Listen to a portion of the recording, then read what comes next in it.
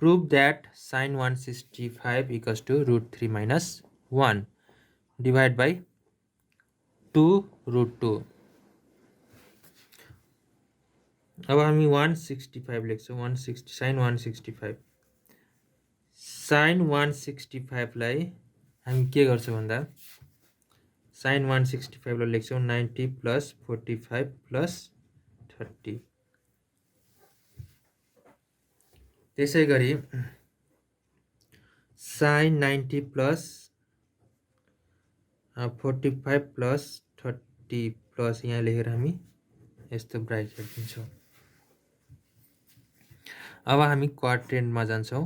First क्वाड्रेन्टमा के हुन्छ त अल पोजिटिभ. अल पोजिटिभ हुन्छ र 90 माइनस थीटा 360 प्लस थीटा पर्छ. यसमा 90 प्लस थीटा र 180 माइनस थीटा पर्छ भनेपछि यसमा साइन पोजिटिभ हुन्छ, बाँकी नेगेटिभ हुन्छ. भनेपछि 90 प्लस थीटा, यसलाई थीटा मानिदिउँ. 90 प्लस थीटा कति हुन्छ त cos 45 प्लस 30 हुन्छ.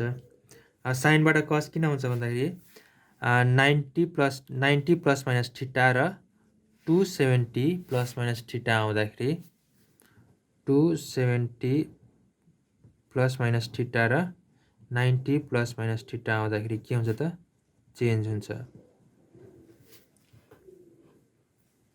त्यही भएर साइनको के हुन्छ त cos हुन्छ. cos 45 plus 30. अब यसमा चाहिँ के गर्छौँ हामी cos a प्लस b को फर्मुला एप्लाई गर्छौँ. cos a प्लस b को फर्मुला के हो त cos a cos b minus sin a sin b हो. त्यसै गरी अब फर्मुला युज गर्दा cos 45 cos 30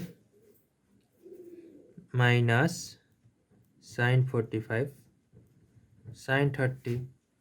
cos 45 भनेको 1 by root 2 र cos 30 भनेको root 3 by 2 माइनस sin 45 भनेको 1 by root 2 sin 30 भनेको 1 by 2. त्यसै गरी मल्टिप्लाई गर्दा root 3 by 2 root 2 minus 1 by 2 root 2. अब एलसिएम कति आउँछ त 2 root 2 एलसिएम आउने भयो.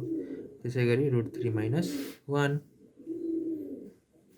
भनेपछि sin 165 equals to root 3 minus 1 by 2 root 2.